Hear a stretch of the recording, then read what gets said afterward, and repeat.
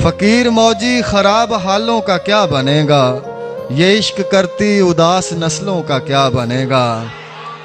फकीर मौजी खराब हालों का क्या बनेगा, ये इश्क करती उदास नस्लों का क्या बनेगा।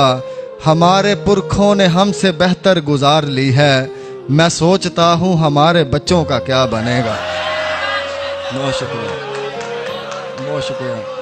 हमारे जिस्मों का खाक होना तो ठीक है, पर तुम्हारी आंखों तुम्हारे होंठों का क्या बनेगा। बहुत शुक्रिया। हमें तो रोने में कोई दिक्कत नहीं है, लेकिन वो पूछना था कि रोने वालों का क्या बनेगा। वो हुस्न ऐसे ही खर्च होता रहा तो साहिर, हमारी नज़्मों हमारी गज़लों का क्या बनेगा। जिस ख्वाब का कहा था दिखाया नहीं गया, और नींद से भी हमको जगाया नहीं गया। या तो तेरा वजूद ही मेरा वजूद है, या फिर मेरा वजूद बनाया नहीं गया।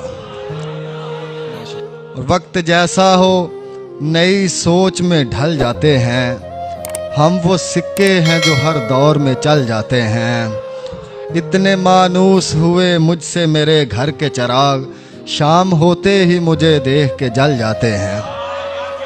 ये बेबसी तो अमूमन ही साथ होती है, हमारे सामने जब उसकी ज़ात होती है।